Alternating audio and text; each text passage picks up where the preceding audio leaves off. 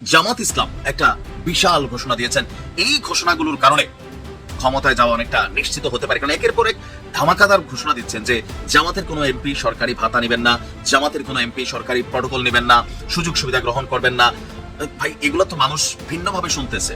গতানুগতিক রাজনৈতিক দলগুলোর মধ্যে এরকম ডায়লগ থাকে না।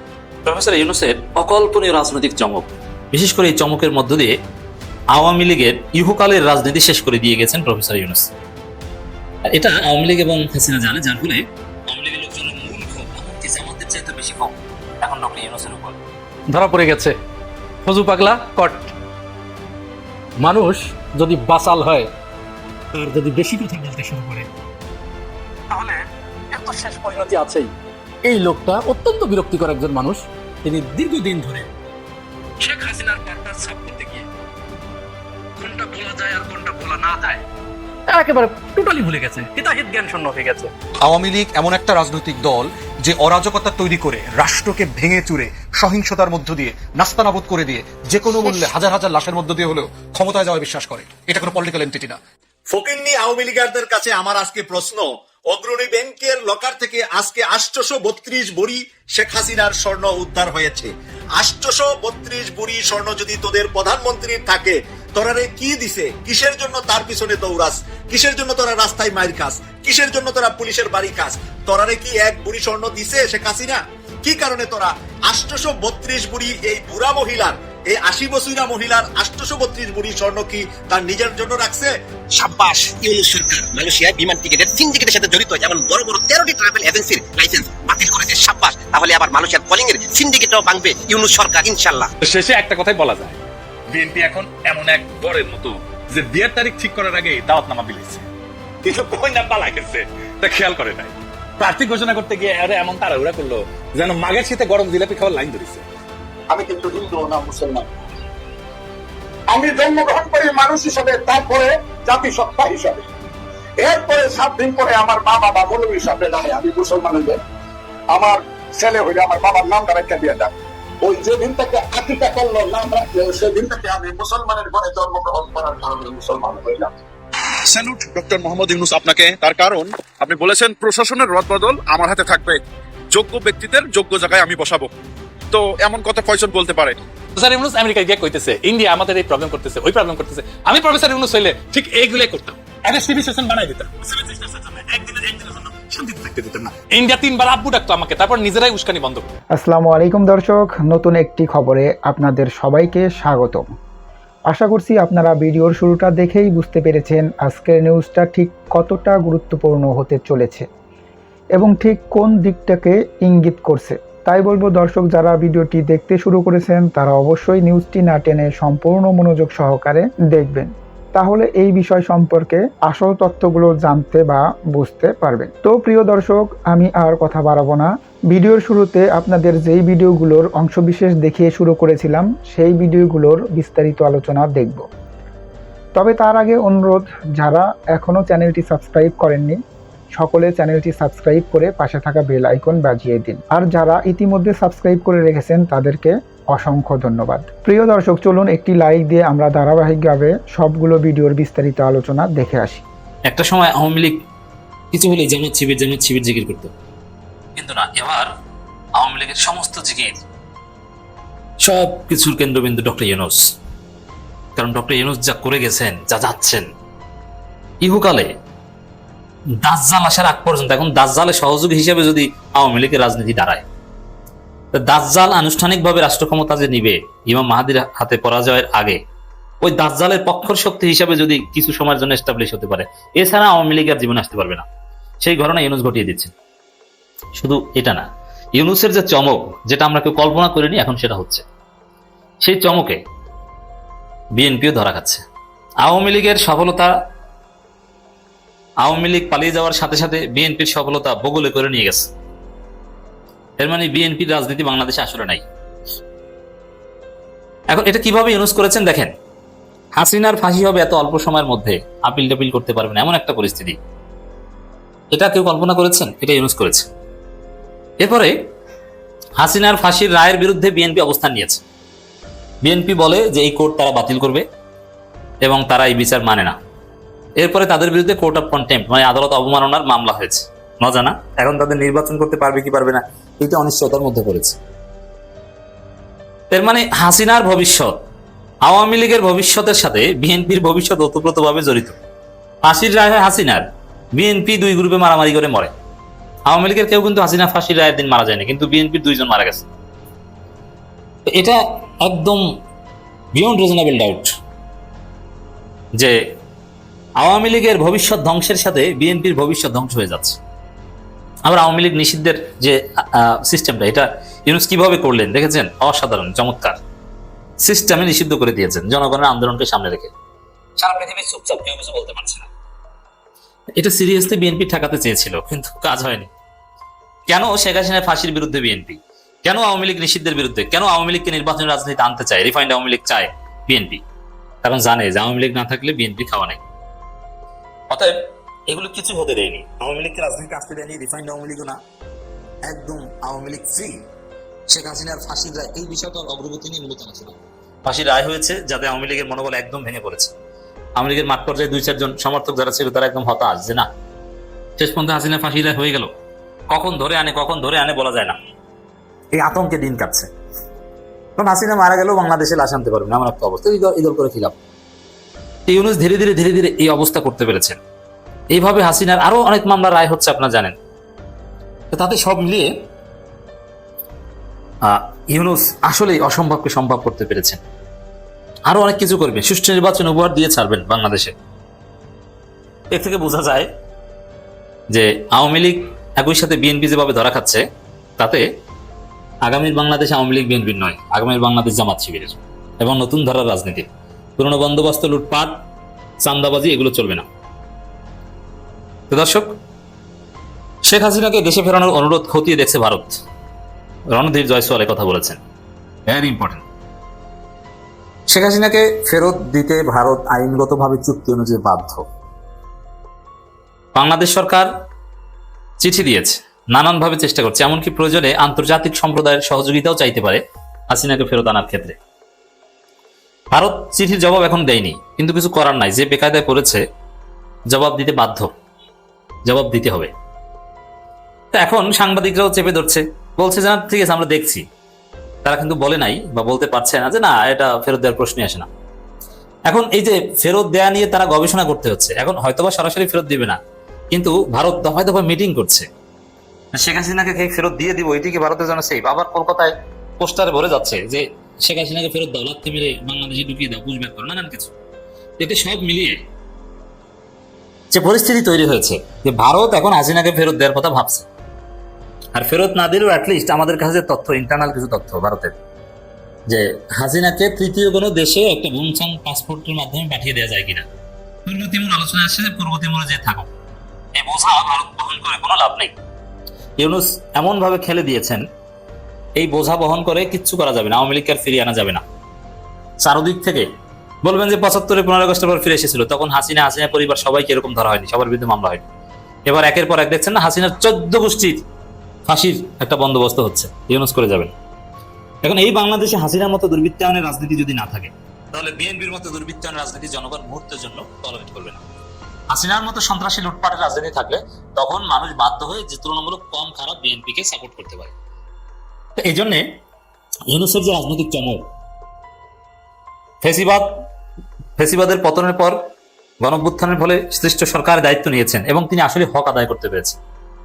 এবং বিএনপি যে এতে বেকায়দায় পড়েছে প্রমাণ হচ্ছে তারেক রহমান এখন ইউনূসের ম্যান্ডেট নিয়ে প্রশ্ন তোলে, কি যে এইটা করতে পারে কিনা, এই সরকার এইটা করতে পারে কিনা, বন্দর নিয়ে সিদ্ধান্ত নিতে পারে না, এলডিসি থেকে উত্তরণের সিদ্ধান্ত নিতে পারে না, তাহলে কি পারে? মানে কিছুই পারে না। তাহলে এখন যদি আমরা প্রশ্ন করি তাহলে কি নির্বাচন দিতে পারে? বন্দর নিয়ে সিদ্ধান্ত নেওয়া, সংস্কার, আইন প্রণয়ন করা, এগুলোর চাইতে তো নির্বাচন আয়োজন করা আরো বড় কিছু। তাহলে ওইটা যদি না পারে তাহলে তো নির্বাচন নিয়ে সিদ্ধান্ত নিতে পারার কথা না। পে স্কেল ঘোষণা করতে পারে, সবকিছু ফাইনাল, প্রায় সব পারে না খেলে ওইগুলো ফাজলামি। নির্বাচন আয়োজন করতে তাহলে এর কাছে নির্বাচন চান কেন? যার এখতিয়ার নাই, ম্যান্ডেট নাই, তার কাছে নির্বাচন চান কেন? এগুলো কোনো কথা হয় না। এক কথায় যদি বলি যে যেভাবে হাসিনা এবং বিএনপিকে দুর্বৃত্তায়নের রাজনীতিকে ডক্টর ইউনূস খেয়ে দিচ্ছেন, অসাধারণ। আগামীর বাংলাদেশ জামাত শিবির বাংলাদেশ। বাংলাদেশের সাবেক প্রধানমন্ত্রী শেখ হাসিনা প্রত্যর্পণের জন্য বাংলাদেশের অনুরোধ পরীক্ষা করে দেখছে ভারত। বিচারিক এবং অভ্যন্তরীণ আইনি প্রক্রিয়ার অংশ হিসেবে এটি পরীক্ষা করা হচ্ছে বলে জানিয়েছেন ভারতের পররাষ্ট্র মন্ত্রণালয়ের মুখপাত্র রণধীর জয়সওয়াল। তো এক কথায় যে জামাত যেহেতু আরো নানা চাপটা প্রয়োগ করবে, এত সহজে বিষয়টি এড়িয়ে যেতে পারবে না, যার ফলে হাসিনাকে অ্যাটলিস্ট কমপক্ষে তৃতীয় দেশে ছেড়ে দেওয়ার মতো একটা সিদ্ধান্ত ভারত নিতে পারে। এর মধ্য দিয়ে আওয়ামী লীগের কবর রচনা আর বিএনপির হার্টফেল ধরা পড়ে গেছে। ফজু পাগলা কট। মানুষ যদি বাচাল হয় আর যদি বেশি কথা বলতে শুরু করে, তাহলে এর তো শেষ পরিণতি আছেই। এই লোকটা অত্যন্ত বিরক্তিকর একজন মানুষ। তিনি দীর্ঘদিন ধরে শেখ হাসিনার পারপাস সাফ করতে গিয়ে কোনটা বলা যায় আর কোনটা বলা না যায় একেবারে টোটালি ভুলে গেছে, হিতাহিত জ্ঞান শূন্য হয়ে গেছে। তো কোনো মানুষ যখন বেশি কথা বলতে শুরু করে তখন আর তার জিহবায় লাগাম দেওয়া সম্ভব হয় না। আর যখন লাগাম দেওয়া সম্ভব হয় না, তখন তার জিহবা এমন কিছু উচ্চারণ করে ফেলে, এমন কিছু ডেলিভারি দিয়ে ফেলে, যেটা আর ভিতরে ফেরত নেওয়া যায় না। ফজলুর রহমান তিনি 5 আগস্টের পর থেকে যখন এই আন্তর্জাতিক অপরাধ ট্রাইব্যুনাল কার্যক্রম শুরু করেছে এবং ওই ট্রাইব্যুনালে শেখ হাসিনার বিচার হবে, আওয়ামী লীগের বিচার হবে, মানবতা বিরোধীদের বিচার হবে, এই ঘোষণা যখন হলো তখন থেকে তিনি এই বিচারের বিরোধিতা শুরু করেছেন। তিনি এই বিচার মানেন না, তিনি শেখ হাসিনার বিচার মানেন না। শেখ হাসিনাকে বিচার করা যাবে না, আওয়ামী লীগকে বিচার করা যাবে না, বারবার বলতে বলতে বলতে বলতে সর্বশেষ গতকাল তিনি চ্যানেল 24-এর একটি টক শোতে উপস্থিত হয়ে সাংবাদিকের কাছে মানে এমন হেডাম নিয়ে তিনি বলছেন, তার হেডামই আলাদা। বলছে, আমি এ কথা বারবার বলেছি, অসংখ্যবার বলেছি, আপনারা যদি কেউ না শোনেন তাহলে আমি দুঃখিত। আমি আবারও বলছি, আমি আবারও বলছি, আমি এই বিচার মানি না, আমি এই আদালত মানি না। একেবারে প্রকাশ্যে এই আদালতে শেখ হাসিনার বিচার করার কোনো এখতিয়ার নাই, কোনো অধিকার নাই। এই আদালত গঠিত হয়েছিল যুদ্ধ অপরাধীদের বিচার করার জন্য। সুতরাং এই আদালতে শেখ হাসিনার বিচার হতে পারে না, আমি এই বিচার মানি না। মেইন কথা শেখ হাসিনাকে বাঁচানো তার মূল উদ্দেশ্য। কারণ ওই যে আমি আগেই বলেছি এর আগের ভিডিওতে, শেখ হাসিনা তার নির্বাচনী সমস্ত খরচ বের করছে, মোটা অঙ্কের টাকা তাকে দিয়েছে এবং শেখ হাসিনা তাকে মূলত এই বিএনপির ভিতরে ঢুকিয়েছে, বিএনপির ঘরের ভিতরে দীর্ঘদিন ধরে খালেদা জিয়ার উপদেষ্টা পর্যন্ত নিয়ে গেছে। বিএনপি এটি টেরও পায় নাই। বিএনপি হচ্ছে এখন ওই রকম হয়ে গেছে যে আমাদের এলাকার তার একজনের বোনের সাথে তার এক বন্ধু প্রেম করে। তো ঘটনাচক্রে একদিন ওই ছেলে তার দুলাভাইয়ের কাছে খুব হেডম নিয়ে বলছে যে মাটির নিচে দিয়ে সাপ গেলে আমি টের পাই। এবং ওই তার বন্ধু বসে, যে তার বোনের সাথে প্রেম করে, সেই বন্ধু ওখানে বসে। দুলাভাই তখন বলছে, সাপ যে তোর পিছন দিয়ে ঢুকে যাচ্ছে সেটা তো টের পাস না। তো বিএনপির অবস্থা হচ্ছে এখন ঠিক এরকম হয়েছে। বিএনপি সব কিছু বোঝে, কিন্তু তার পিছন দিয়ে যে কাকে কোন পথ দিয়ে ঢুকিয়ে দিয়ে গেছে বিএনপির বোঝার মতো কোনো ক্ষমতা নেই। 2018 সালের নির্বাচনে কামাল হোসেনকে ঢুকিয়ে দিয়েছিল। আমাদের মতো ক্ষুদ্র মানুষ তখন এর বিরোধিতা করেছি, বলেছি এই কামাল হোসেনকে যারা চেনে না, যারা কামাল হোসেনকে সামনে নিয়ে আওয়ামী লীগের নির্বাচনে গেল, এটি তো নিঃসন্দেহে পাতানো নির্বাচন। কারণ শেখ হাসিনা কামাল হোসেনের কাছে গিয়ে বলেছিল, চাচা জীবনে তো অনেক কিছু দিয়েছেন, আব্বার সাথে তো আপনার এত ভালো সম্পর্ক ছিল, আব্বা তো আপনার কোথায় উঠতো বসতো, আমার আর একটা জিনিস কাকা নিয়ে দেন। কি মা, তোর কি লাগবে বল? কাকা বিএনপি কে নির্বাচনে এনে দেন। কামাল হোসেন তখন শেখ হাসিনার মাথায় হাত রেখে বলেছিল, যা মা, কোনো চিন্তা করিস না, যা, ওটা আমার উপরে ছেড়ে দে, তুই তোর ইচ্ছা মতো যা খুশি তাই কর। প্রমাণ হয়েছে এটি। আমরা ওই সময় 2018 সালের ওই জোটের সময় আমরা এটি বলেছি, অনেকবার বলেছি। বিএনপি চিনতে পারে নাই। পরে নির্বাচনের দিন বিকেল বেলায় মির্জা ফখরুল ইসলাম আলমগীর তিনি ফ্যাত করে কেঁদে ফেলে বললেন, আমাদের সব শেষ হয়ে গেছে, সব শেষ হয়ে গেছে। এখনো বুঝতে পারছো? এখনো কি বিএনপি তার কর্তব্য বুঝতে পারছে, তার করণীয় কি বুঝতে পারছে?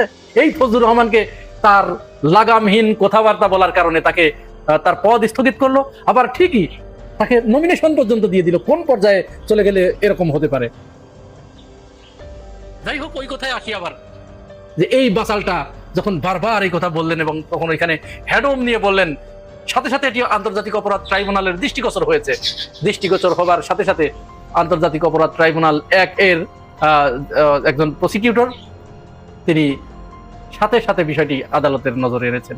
ট্রাইব্যুনাল 1 এবং 2 এর একজন করে সদস্য ছিলেন, কিন্তু প্রধান বিচারপতি যিনি এই অপরাধ ট্রাইব্যুনালের তিনি ছিলেন না, মাননীয় বিচারক মহোদয় তিনি ছিলেন না। উপস্থিত ছিলেন না শুনানিতে।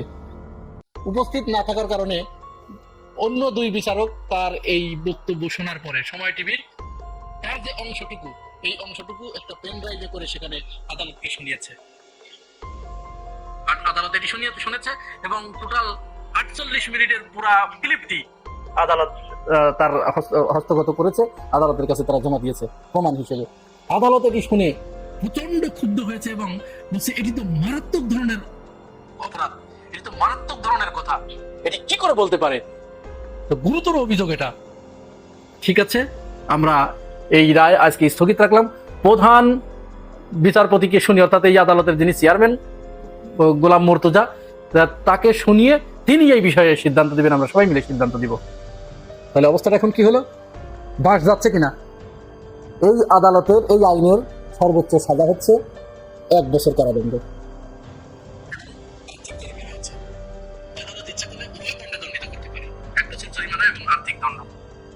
এখন এই অভিযোগে আপনারা নিশ্চিত থাকেন তাকে জেলে যেতেই হবে, কেউ বাঁচাতে পারবে না। বিএনপি এখন কি করবে? তারেক রহমান এখন কি করবে? এখন দ্রুত দেখেন এখানে ওই কিশোরগঞ্জ 4-এ কাকে নমিনেশন দিবেন। এবার দেখেন জনগণের কথা আপনারা এতদিনে কান দেন নাই, আপনারা ঠিক কান দিলেন তো আপনারা তখন কান দিবেন যখন আপনাদের কান ঠিকই কেউ টেনে ছিঁড়ে কেটে নিয়ে চলে যাবে, তখন আপনারা ঠিকই কান দিবেন, সেটি আপনারা আমলে নেবেন, সেটি আপনারা তখন শুনবেন। মান সম্মান এখন জনগণের কাছে কি জবাব দিবেন? এরকম একজন বড্ড মাতাল উম্মাদ বাসালকে আপনারা নমিনেশন দিয়ে বসে আছেন, তার যে পদ স্থগিত করলেন সেটা তো যথেষ্ট ছিল, এনাফ ছিল। জনগণ কিন্তু আপনাদের প্রতি তখন তার পুরো সেন্টিমেন্টটা ঘুরিয়ে দিয়েছিল। আবার যখন তাকে নমিনেশন দিলেন তখন পুরো জনগণের ধারণাটাই আপনাদের প্রতি পরিবর্তন হয়ে গেছে। এখন তো কাণ্ডর যা ঘটানোর সব তো ঘটাই ফেললো। তো টাকা নিয়ে ওর তো নির্বাচনের দরকার নাই, ও যে পরিমাণ টাকা পেয়েছে ওর নির্বাচনের দরকার আছে? কিন্তু ও তো এসেছে আপনাদের ডুবাতে, বিএনপিকে ডুবাতে। ঠিকই সেই ডুবিয়ে এখন দেখেন বিদায় নেবে। এখন বিএনপি কি করবে? বিএনপির সামনে দুটো পথ খোলা, হয় এই পাগলকে এবার স্থায়ীভাবে বহিষ্কার করতে হবে এবং বলবে যে আমরা ওকে একেবারে দল থেকে বহিষ্কার করলাম, ওর সাথে আমাদের কোনো সম্পর্ক নাই, আদালত যা খুশি তা করতে পারে তাকে নিয়ে, তার ব্যাপারে আমাদের কোনো দায়িত্ব নেই, এটি বলতে পারে। অথবা বিএনপি এখন পাগলের পক্ষ নিয়ে রাস্তায় আন্দোলন করতে পারে, মাঠে নামতে পারে যে না, ওইটার সাথে আমরাও মানি না, ফজলুর রহমান যা বলেছে সেটি সঠিক বলেছে, আমরাও মানি না, এই বিচার আমরা মানি না। যেহেতু ফজলুর রহমান ইতিপূর্বে বলেছে যে তারা ক্ষমতায় গেলে, বিএনপি ক্ষমতায় গেলে এই বিচার বাতিল করবে, এই রায় বাতিল করবে, এটি বলেছে কি খামাখা বলেছে? একদম খালি খালি ফজলুর রহমানের রেখার কথা এটি? অবশ্যই না, তার এই কথার সাথে অন্য কারো ইন্ধন আছে। এখন জনগণ এটি সন্দেহ করতে শুরু করেছে যে এই যে ফজলুর রহমানের আদালত অবমাননা, এই আন্তর্জাতিক ট্রাইব্যুনালের, এই আন্তর্জাতিক অপরাধ ট্রাইব্যুনালের প্রতি তার এই যে বিষোদ্গার, এই সাহস তাকে কে দিয়েছে? অবশ্যই তার খুঁটি আছে, তার খুঁটি যেখানে বাঁধা সেইখান থেকে তিনি এই সাহসটা পেয়েছেন। সুতরাং এখন তো দায়িত্ব করতেই হবে। এখন বিএনপি তাকে বহিষ্কার করলেও তাকে দায়িত্ব নিতে হবে, বহিষ্কার না করলেও তাকে দায়িত্ব নিতে হবে। এর জন্য বিএনপি এখন জনগণের কাছে কি জবাব দেবে সেই জবাব দেবার জন্য প্রস্তুত থাকতে হবে বিএনপিকে। দেখেন, আমার কোন ভিডিওতে আমার অনেকে বলেন তুই জামাতের সাপোর্টার, কেউ বলেন বিএনপির, কেউ বলে আওয়ামী লীগের, এক একজন এক এক ভাবে দেন। আমি কোনো স্পষ্টত কোনো দলকে ব্র্যান্ডিং করি না, যেটা ভালো, যেটা আমার কাছে যৌক্তিক, যেটা আমার কাছে অযৌক্তিক, ওইভাবে আমি আমার ব্যাখ্যা তুলে ধরি। এইরকম ঘোষণা যদি কোনো দল দেয়, আপনি প্রশংসা না করে কি করবেন? এটা প্রশংসনীয় একটা উদ্যোগ, মানুষ এই সার্ভিসটা কোথাও না কোথাও চাচ্ছে। আবার বলি কেন, সম্প্রতি সারা বাংলাদেশে যে 5.7 মাত্রার ভূমিকম্প হলো, অনেকেরই বাড়ি ঘর, বিল্ডিং, প্রতিষ্ঠান এগুলোতে ফাটল ধরেছে, অনেক জায়গায় ক্র্যাক হয়েছে। কিছু ক্র্যাক আছে আস্তরের ক্র্যাক, অর্থাৎ ইটের উপর যেটা আমরা সিমেন্টের প্রলেপ দেই, এটা ক্র্যাক হওয়া নর্মাল। তবে কারোর ভবন হেলে যাওয়া অথবা পিলার অথবা বিম এগুলোর মধ্যে ক্র্যাক হওয়া বা ফাটল ধরা, এই বিষয়গুলো কিন্তু দুশ্চিন্তার বিষয়। এখন সবাই কি সম্ভব যে সারা বাংলাদেশে আমাদের বুয়েটের যারা ইঞ্জিনিয়ার আছেন, কুয়েটের এই লেভেলের ইঞ্জিনিয়ার ডাইকা পরীক্ষা করানো, আবার যারা অসাধু ইঞ্জিনিয়াররা আছেন তারাও এই সুযোগে মনে করলে নিজেরা ভালোই কামাই পয়সা করতেছেন। তো এই মুহূর্তে এমনকি আগামীতে অনেকগুলো ভূমিকম্প হবে, তো এই পরিস্থিতিকে বিবেচনায় রেখে জামাত ইসলাম একটা বিশাল ঘোষণা দিয়েছেন। এই ঘোষণাগুলোর কারণে ক্ষমতায় যাওয়া অনেকটা নিশ্চিত হতে পারে, কারণ একের পর এক ধামাকাদার ঘোষণা দিচ্ছেন যে জামাতের কোনো এমপি সরকারি ভাতা নেবেন না, জামাতের কোনো এমপি সরকারি প্রটোকল নেবেন না, সুযোগ সুবিধা গ্রহণ করবেন না। ভাই, এগুলো তো মানুষ ভিন্নভাবে শুনতেছে, গতানুগতিক রাজনৈতিক দলগুলোর মধ্যে এরকম ডায়লগ থাকে না। তো সেই জায়গায় এই ভূমিকম্প ইস্যুতে জামাত একটা ব্যতিক্রমী উদ্যোগ নিয়েছে। উদ্যোগটা হচ্ছে যে আপনার যেই ভবনগুলো হেলে পড়েছে এবং কোথাও কোথাও যাদের ভবনে ফাটল ধরা পড়েছে, এরকম কম মাত্রায় আরো 3 দফা ভূমিকম্প হতে পারে। এই অবস্থায় আতঙ্ক এবং ঝুঁকি বিবেচনায় বিনামূল্যে কোন রকম টাকা পয়সা ছাড়া আপনার বাড়ি, ভবন বাসা, দোকানঘর পরীক্ষা করার উদ্যোগ নিয়েছে বাংলাদেশ জামাত ইসলামীর প্রকৌশল বিভাগ। এমনকি এটা শুধুমাত্র আওয়ামী লীগের হবে, জামাতের হবে, বিএনপির হবে তা না, যে কোনো মানুষই এই সুবিধাটা তাদের প্রকৌশল বিভাগ থেকে নিতে পারবে। তবে সিস্টেমটা কি, আমি এটা সম্পর্কে একটু জানার চেষ্টা করছিলাম। তো ডাক্তার শফিকুর রহমান তিনি তার ফেসবুক পোস্টে তিনি লিখেছেন যে ভূমিকম্পের পর আপনার ভবন, বাসা, দোকান বা অফিসের নিরাপত্তা নিয়ে উদ্বিগ্ন হওয়া স্বাভাবিক, কিন্তু এই উদ্বেগ নিয়ে অবহেলা করা বিপজ্জনক। আপনার স্থাপনায় যদি নিম্নলিখিত লক্ষণগুলো দেখা যায় তাহলে তাৎক্ষণিক বিশেষজ্ঞ মূল্যায়ন অপরিহার্য। তো কি কি লক্ষণ? ফাটল বা দৃশ্যমান ক্ষতি, ভবন হেলে যাওয়া বা বেঁকে যাওয়া, ভবনের মধ্যে অস্বাভাবিক শব্দ বা কম্পন ফিল করা। শফিকুর রহমান বলছেন জামাতের প্রকৌশল বিভাগ অভিজ্ঞ সিভিল এবং স্ট্রাকচারাল ইঞ্জিনিয়ারদের সমন্বয়ে একটি বিশেষ ভূমিকম্প পরবর্তী ভবন সুরক্ষা স্ক্যান সেবা চালু করেছে। বর্তমানে এই সেবাটি আপাতত ঢাকা সিটি কর্পোরেশন এবং পার্শ্ববর্তী এলাকায় প্রদান করা হচ্ছে। তো আস্তে আস্তে তারা এটা সারা বাংলাদেশে করবে, ওনাদের মন্তব্য এমন। এমনকি আমার মনে হয় যে গ্রাম পর্যায়েও এটার সুবিধাটা দেওয়া দরকার, কারণ আপনারা তো শুধু ঢাকাতে পাস করলে হবে না, ঢাকার ভোটারদেরকে খুশি করলে হবে না, তাহলে মনে হবে সবাই খালি রাজধানীর এই গুরুত্ব দেয়।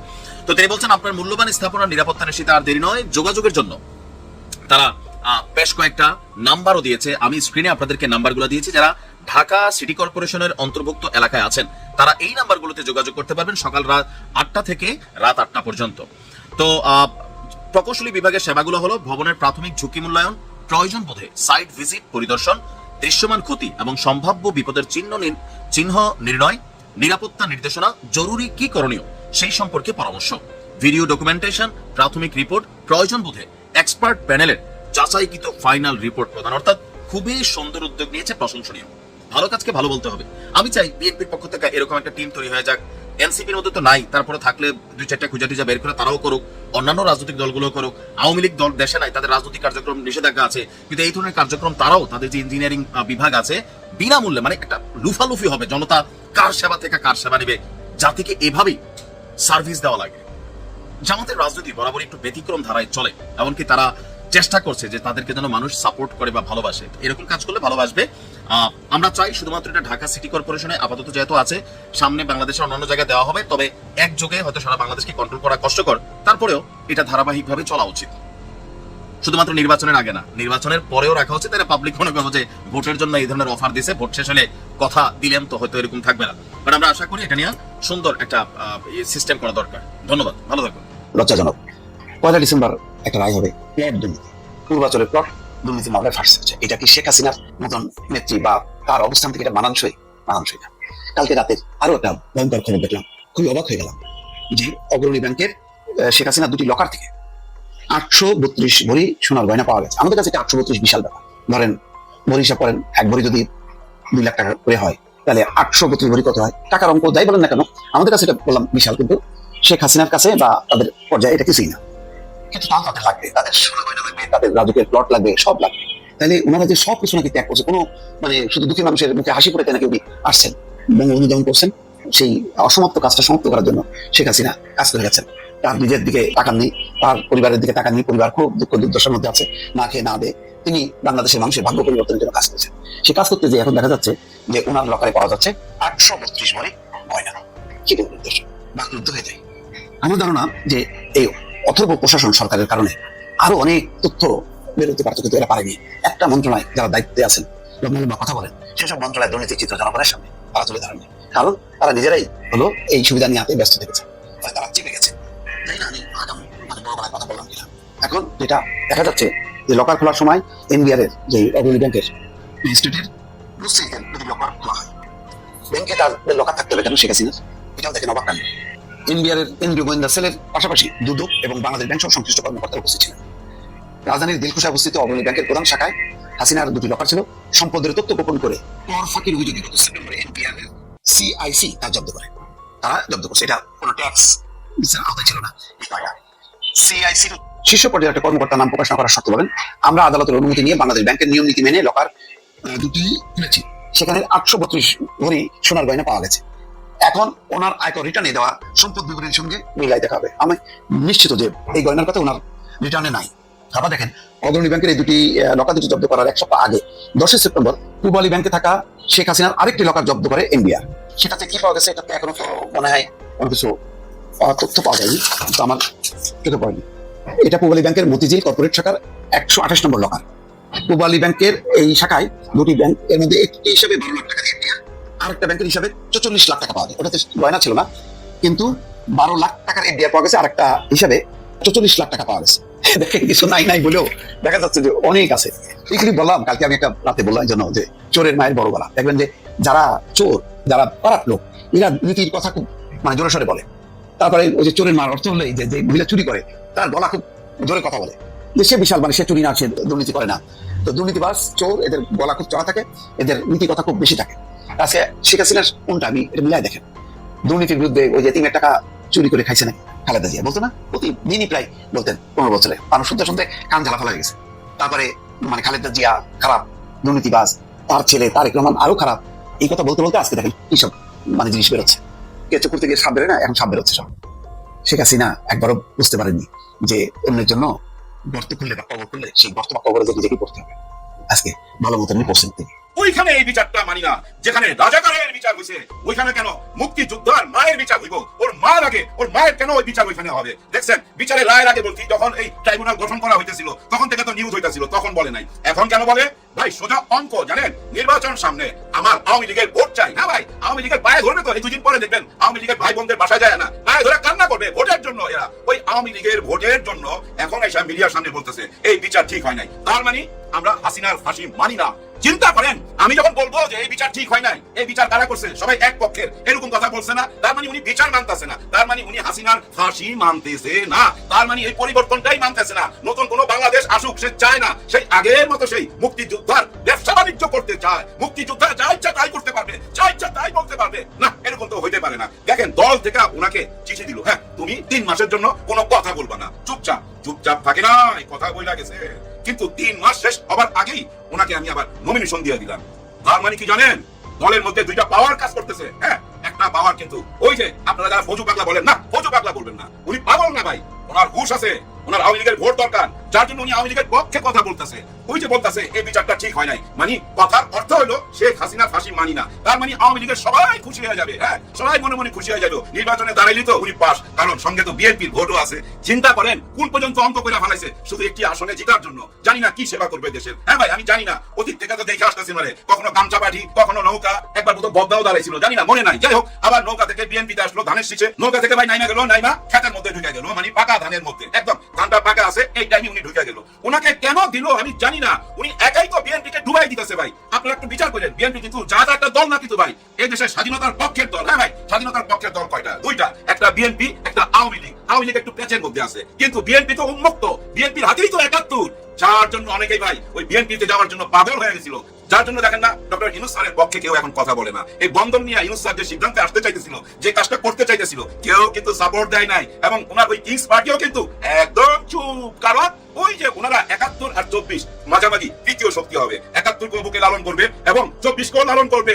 যার জন্য বলতে হয় 71-এর যারা বিপক্ষে ছিল তাদের বিচার করতে হবে। গত 54 বছর তো বিচারই চলছে, শেখ হাসিনা তো বিচারই করছে, বিচারের রায় তো ওই শাহবাগ থেকেই আইছে, আসছে না? এরকম ঘটনা কি আমরা দেখি নাই? দেখছি তো ভাই, অনেক কিছু আরো দেখতে পাবেন। তাকে ভোট দিলে এই দেশটা দুর্নীতি মুক্ত হবে ভাই। বেশি কিছু চাই না, এই দেশের সংস্কার বেশি কিছু চাই না, শুধু দুর্নীতি মুক্ত করে দেন, দেখবেন এই দেশ আগামী 10 বছরের মধ্যে সিঙ্গাপুর হয়ে যাবে ভাই। আল্লাহর কসম বলতেছি, সিঙ্গাপুর হয়ে যাবে, যদি শুধু খালি একটাই কাজ করা যায়, সেটা দুর্নীতি মুক্ত একটা বাংলাদেশ, আর কিচ্ছু দরকার নাই। বিএনপি নেতা ফজলুর রহমানের বিরুদ্ধে অপ্রত্যাশিত অসাধারণ ঘটনা ঘটে গেছে। ফজলুর রহমান কল্পনা করেননি যে তিনি এই বেকায়দায় পড়বেন। পুরো বিএনপি তারেক রহমান বিরাট ধরা খাচ্ছেন। ফজলু পাগলাকে নিয়ে তারেক রহমান এখন চোখে মুখে অন্ধকার দেখছেন। তারেক রহমানের একটা পাকনামি মারাত্মক ভাবে ধরা খেয়েছে, কঠিন ধরা খাচ্ছেন তারেক রহমান। জি, ফজলু পাগলা এবং তারেক রহমান দুইজনে একই দড়িতে পা দিচ্ছে, দুইজনে একই সাথে মরছেন, দুইজনের রাজনীতি একই সাথে জয় বাংলা হয়ে যাচ্ছে। একটা ভিডিও দেখলাম এআই দিয়ে বানানো, এগুলো ইমপ্রেশন তৈরি করে মানুষের মধ্যে। সেখানে তারেক রহমানকে বানানো হয়েছে জাতীয় ইমাম, বিএনপি তো তাকে জাতীয় ইমাম তারেক রহমান দামাত বারাকাতুহুম এইসব কথা বলে তারেক রহমানকে ট্রল যোগ্য বানিয়ে দিয়েছে বিএনপি। সেখানে বলছে আনা ইমামুকুম, আনা তারেক রহমান ইমামুকুম, আনা তারেক রহমান লন্ডনে ইমামুকুম, আমি তারেক রহমান আপনাদের ইমাম, জাতীয় ইমাম। জাতীয় শব্দটা যোগ করলে ভালো হতো। আব্দুর রহমান সুদাইসের ড্রেস আপ দেওয়া হয়েছে তাকে। আবার আনোয়ার টিভি রিপোর্ট করছে জাতীয় মসজিদ বাইতুল মোকাররমের খতিবের দায়িত্ব পেলেন তারেক রহমান লন্ডনে। এইরকম তারেক রহমানকে ডুবাচ্ছে বিএনপি। এখন তারেক রহমান নিজেই ডুবছে। কি তারেক রহমান একটা পাকনামি করেছিলেন, এটা বিএনপির অনেকেই চাইবে, বিশেষ করে বিএনপি যারা 24-এর চেতনায় বিশ্বাস করে, যারা ভারতের আধিপত্যবাদের বিরুদ্ধে সোচ্চার, যারা আওয়ামী লীগকে দেখতে পারে না, তরুণ প্রজন্মের তারা খুব ক্ষুব্ধ তারেক রহমানের এই সিদ্ধান্তে। যেমন ছাত্রদল হামিম থেকে শুরু করে মায়ের বা ছাত্রদলের তরুণরা এরা সবাই এই ফজু পাগলাকে পাগলা বলে। এবং হামিমের সেই বক্তব্য আপনাদের নিঃসন্দেহে মনে আছে যে তিনি ছাত্রদলের নেতা স্পষ্ট বলেছিল টেলিভিশন টক শোতে, ওয়ান্স আওয়ামী লীগ অলওয়েজ আওয়ামী লীগ, মানে যে সরাসরি শেখ হাসিনার পক্ষে অবস্থান নাই, শেখ মুজিবের পক্ষে দালালি করে। দর্শক, আশা করি সবগুলো ভিডিওই আপনি মনোযোগ সহকারে দেখেছেন। সেই সাথে দর্শক, এই ভিডিওগুলো সম্পর্কিত যদি কোনো তথ্য বা মতামত থাকে তাহলে অবশ্যই কমেন্টস করে জানিয়ে দিন। এতক্ষণ সাথে থাকার জন্য ধন্যবাদ। আবার দেখা হবে আগামী ভিডিওতে কোনো নতুন টপিকস নিয়ে। সকলের সুস্বাস্থ্য কামনা করে বিদায় নিচ্ছি। আল্লাহ হাফেজ।